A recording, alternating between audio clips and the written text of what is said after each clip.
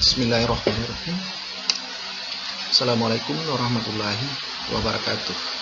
Siang.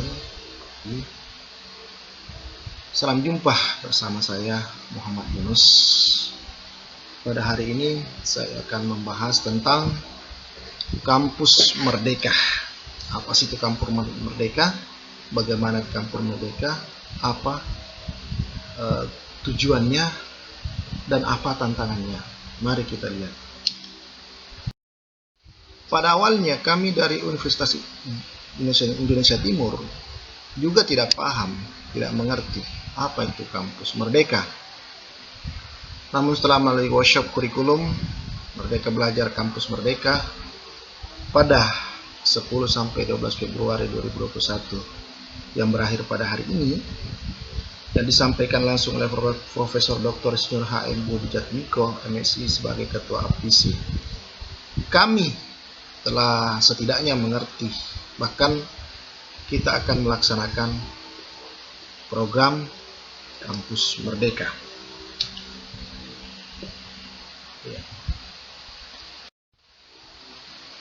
Ide ini atau Kampus Merdeka adalah disampaikan oleh Menteri Pendidikan Nadiem Makarim, ya. Dia menyampaikan bahwa akan memberi tujuan dari dasar pemikiran tentang lahirnya Kampus Merdeka adalah untuk memberi kebebasan dan otonomi kepada lembaga pendidikan dan merdeka dari birokrasisasi, dosen dibebaskan dari birokrasi yang berbelit, serta mahasiswa diberikan kebebasan untuk memilih bidang yang mereka sukai. Apa yang disampaikan oleh Pak Menteri bahwa selama ini otonomi kampus atau kebebasan kampus, khususnya kampus-kampus yang besar, itu banyak dibelit oleh birokratisasi atau aturan-aturan yang harus begitu berat yang harus mereka lewati, sehingga terbebani oleh banyaknya pekerjaan, beratnya tanggung jawab, besarnya bidang akademik yang harus dia geluti. Demikian juga mahasiswa, begitu besarnya atau begitu banyaknya tugas yang mereka harus kerjakan, yang mereka harus selesaikan, sehingga apa yang dirasakan bahwa perlu ada suatu kebijakan yang memberikan kebebasan, yang memberikan kemudahan dan memberikan kenikmatan bagi mahasiswa untuk melanjutkan atau melaksanakan bidang pendidikan. Ya. Kita perlu bertanya, kenapa sih perlu ada Kampus Merdeka? Ya. Nah, ini ada salah satu survei tentang meningkatnya pengangguran lulusan universitas, ya. Kita lihat dua terakhir warna merah itu diploma tahun 2 Februari 2017, ya, itu diploma 1, 2, dan 3 itu naik 8,5%. Kemudian pada Februari 2019, 2 tahun kemudian maksudnya, itu naik 25%. Artinya banyak lulusan universitas setelah lulus tidak mampu bekerja atau tidak memenuhi persyaratan untuk bekerja. Pertanyaannya kenapa? Nah, di tanda merah sebelah kiri itu ada garis merah yang saya buat bahwa sebab lulusan diploma dan S1 menganggur itu adalah satu, keterampilan tidak sesuai dengan kebutuhan. Artinya pengetahuan dan keahlian yang dimiliki oleh lulusan universitas diploma S1 itu tidak sesuai dengan dunia kerja atau dunia pekerjaan. Apa yang salah di situ adalah kurikulum yang tidak selalu up to date dengan dunia industri atau instansi sesuai dengan kebutuhan. Kemudian yang kedua, ekspektasi penghasilan dan status lebih tinggi. Artinya banyak mahasiswa berharap setelah mereka lulus dia langsung mengharapkan gaji tinggi, padahal belum tentu kinerjanya sesuai dengan yang diharapkan oleh stakeholder atau yang mempekerjakannya. Kemudian yang ketiga, penyediaan lapangan kerja yang terbatas. Artinya apa? Banyak lulusan yang berharap setelah dia tamat dia akan menjadi pekerja, bukan pegawai, bukan menjadi pengusaha ataupun lainnya. Sehingga apa yang terjadi, itulah sampai pada Februari 2019 ada 129,4 juta penduduk yang bekerja, sementara di universitas hanya 10%. Baik, itulah dasar pemikirannya sehingga Pak Menteri mengungkapkan atau menyampaikan idenya untuk membuat kampus Merdeka Belajar yang disesuaikan dengan dunia industri atau yang akan ditekuni nantinya. Baik, kita lihat selanjutnya. Nah, dasar hukum kampus Merdeka Belajar ya itu Permendikbud nomor 3 tahun 2020 pasal 15 ayat 1 antara lain magang atau praktek kerja, asistensi mengajar serta pendidikan, proyek kemanusiaan atau kegiatan kewirausahaan, riset, pertukaran pelajar, membangun desa atau kuliah kerja nyata tematik, dan ketujuh, studi proyek independen. Nah, apa sih yang dimaksud seperti itu? Bahwa sesuai dengan Permendikbud tersebut, bahwa memberikan hak dan kesempatan kepada mahasiswa untuk mengambil 3 semester di luar program studinya. Kompetensi mahasiswa akan lebih ragam dan lebih siap untuk menghadapi persaingan dalam skala nasional maupun global. Apa maksudnya atau apa contohnya atau seperti apa? Misalnya begini, berdasarkan survei selama ini bahwa mahasiswa, contoh ya, mahasiswa sastra Inggris, keahlian utamanya adalah kemampuan berbahasa Inggris, kemudian menjadi penulis, atau juga menjadi analis. Ya, sementara lulusannya banyak bekerja di penulis, jurnalis, pembaca berita, atau public relation. Nah, untuk memantapkan keahlian sebelum memasuki dunia kerja, mereka dapat mengambil mata kuliah pendukung di luar program studi. Misalnya mata kuliah jurnalistik, public relation, manajemen communication yang ditawarkan oleh program studi ilmu komunikasi. Nah, maksudnya begini, bahwa dari misalnya mahasiswa sastra, dia bisa belajar di prodi ilmu komunikasi terkait dengan bidang yang bahkan digeluti. Misalnya dia mau menjadi PR, maka dia harus memahami bagaimana berkomunikasi. Bagaimana kalau dia menjadi wartawan, bagaimana cara menulis berita, atau bagaimana membaca berita, atau bagaimana membuat wawancara dengan responden atau informan seperti itu. Sehingga perpindahan dari suatu prodi ke prodi yang lain itu akan membantu atau menambah hasanah kemampuan mahasiswa tersebut terhadap kompetensinya. Jadi misalnya tadi mahasiswa sastra Inggris, maka dia akan lengkaplah kemampuan di bidang keahliannya ditambah dengan program mata kuliah di program studi ilmu komunikasi atau yang lain. Begitu juga dengan yang lainnya gitu loh. Ini hanya sebuah contoh. Baik. Kampus Merdeka Belajar bertujuan untuk meningkatkan kompetensi lulusan atau soft skill ataupun hard skill agar lebih siap dan relevan dengan kebutuhan zaman. Karena melalui berbagai program berbasis experimental learning, ini mahasiswa difasilitasi untuk dapat mengembangkan potensinya sesuai dengan minat dan bakatnya masing-masing. Artinya mahasiswa diberi kebebasan untuk memilih mata kuliah yang ia inginkan, sehingga diberikan sebanyak 3 semester untuk bisa kuliah di prodi lain dalam suatu perguruan tinggi atau di prodi lain di perguruan tinggi yang lain, supaya melengkapi pengetahuannya seperti itu. Apa kelebihan Merdeka Belajar Kampus Merdeka?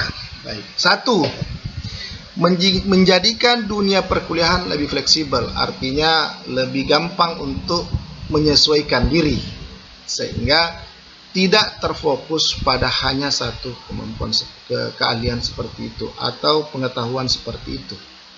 Yang kedua, memberikan kesempatan mahasiswa untuk mendalami studi yang diambil. Artinya kalau dia selama ini kurang, maka di tempat lain dia akan lebih memperdalam lagi atau lebih mengetahui. Seperti tadi, dia akan menjadi wartawan. Dengan mengetahui bagaimana teknik menulis, maka dia akan lebih paham. Yang ketiga, memberi wadah kepada mahasiswa untuk terjun ke masyarakat. Ya, ini tadi, ya misalnya KKN, ke tematik ke lokasi desanya, atau berkomunikasi langsung dengan masyarakat, atau melakukan kegiatan-kegiatan di desa ataupun di masyarakat, sehingga memberikan kemampuan lebih terhadap mahasiswa tersebut. Yang keempat, bisa mempersiapkan diri untuk terjun ke dunia kerja sebelum bekerja. Nah, itu tadi, pemagangan maksudnya dimagang di tempat institusi atau instansi atau perusahaan sebelum dia bekerja. Dengan pengalaman, pengetahuan selama dia magang yang dia peroleh, sehingga tidak lagi membuat dia kikuk ataupun ragu ketika langsung berhadapan dengan dunia kerja pada saat tamat nanti. Seperti itu. Baik, nah tentu kalau tadi ada kelebihan, maka mari kita lihat kekurangan Merdeka Belajar atau Kampus Merdeka. 1. Dinilai belum begitu matang dalam persiapan. Ya, biasanya begini. Ya, namanya program baru, tentu ada yang perlu persiapan yang lebih matang. Nah, ini kan namanya program yang baru direncanakan oleh Pak Menteri beberapa bulan yang lalu, sehingga ini menjadi akan lebih sulit karena dianggap belum matang atau belum siap. Yang kedua, pendidikan dan pengajaran yang belum terencana dengan baik, artinya memang seperti itu, ya, belum siap secara mental maupun juga kurikulumnya, termasuk juga nanti dengan bahan ajarnya seperti itu, seperti apa ya. Jadi mungkin awal-awal ini akan gelabakan seperti apa, tapi pada saat nanti berjalan lama kelamaan dia akan menjadi baik. Sama misalnya seperti begini, kalau kita ambil bagi yang dulu orang mengetik menggunakan mesin tik, ketika terjadi peralihan ke komputer, orang banyak kikuk, orang banyak ribut, bagaimana. Akhirnya terjadi juga, akhirnya mau atau tidak mau kita beralih kepada komputer seperti itu. Dulu juga begitu, orang menggunakan telepon di rumah, setelah beralih ke HP orang juga begitu juga, kikuk segala macam, tapi pada akhirnya juga orang kita. Artinya teknologi yang memaksa kita untuk belajar, bukan kita memberantas teknologi, tapi kita yang mengikuti ke perkembangan teknologi. Kita harus mempersiapkan diri bagaimana kita menjadi orang yang menguasai teknologi. Yang ketiga, kekurangan yang ketiga adalah persiapan sumber daya manusia yang belum terstruktur betul, karena ini masih juga rancangan, belum juga dijalankan sepenuhnya seluruh Indonesia, meskipun kebijakannya, undang peraturannya sudah ada. Baik. Tantangan Kampus Merdeka Belajar, tentu ada tantangannya. Pertama, adanya kemungkinan kesulitan dalam penanganan administrasi mahasiswa yang pindah dari suatu prodi ke prodi lainnya, atau bahkan dari kampus lainnya. Yaitu bagaimana kalau dia mau pindah ke sana, bagaimana dia kalau mau belajar di sana, bagaimana absennya, bagaimana penilaiannya. Nah, itu juga akan menjadi pertimbangan nanti itu. Kemudian yang kedua, mahasiswa kemungkinan tidak bisa bebas memilih mata kuliah karena harus ada pemahaman terhadap pengantar mata kuliah dalam suatu prodi tertentu. Nah, ya biasanya. Tentu yang dimaksud di sini adalah bahwa ketika kita mau pindah mengambil prodi yang tidak kita dari awal, sehingga tentu saja akan mempersulit kita, karena kalau kita tidak memahami sebuah struktur pengetahuan dari mulai pengantar kepada sistem, itu akan mempersulit kita untuk mempelajari sistem karena kita tidak pahami pengantarnya. Kira-kira seperti itu. Yang ketiga adalah kompetensi lulusan menjadi lebih generalis dan kurang spesifik dalam keilmuannya. Artinya menurut pandangan ini bahwa kompetensi lulusannya itu tidak spesifik, ya, tidak spesifik.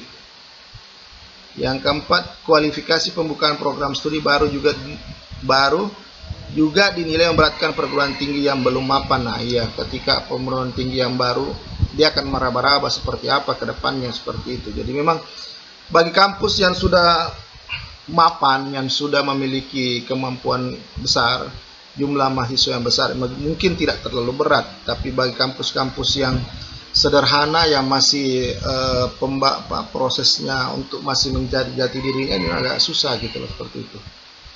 Kemudian yang terakhir adalah kesulitan dalam adaptasi terkait jumlah mahasiswa yang pindah belajar atau yang bagaimana belajar tempat lain, sehingga mengakomodir ataupun mengetahui jumlah siswanya akan bertahan atau pindah itu menjadi sulit. Karena itu artinya bahwa mungkin masih banyak tantangan yang lainnya seperti itu, sehingga banyak pengamat mengatakan bahwa tantangan kampus Merdeka Belajar itu atau seperti itu akan sulit untuk berjalan mulus gitu loh. Tapi apapun alasannya, tetap kalau memang Pak Menteri seperti itu kebijakannya, ya tetap harus dijalankan seperti itu. Meskipun nanti di perjalanan dia akan tetap dievaluasi di mana letak kekurangan dan kelemahannya gitu loh.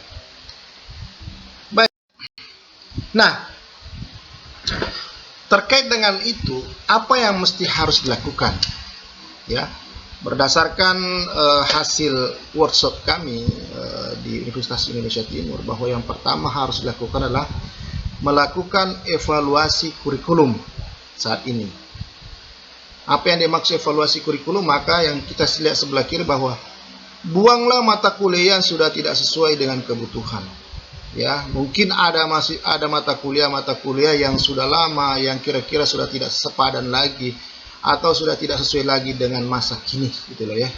Karena perkembangan zaman gitu loh. Oleh karena itu harus dibuanglah ya. Kemudian bagaimana maksudnya seperti apa? Misalnya terutama mata kuliah yang lebih banyak mengandung teoritis akan lebih baik dengan nanti akan diganti dengan mata kuliah yang sifatnya praktikum. Artinya mahasiswa langsung mempraktekkan apa yang sesuai dengan mata kuliah tersebut.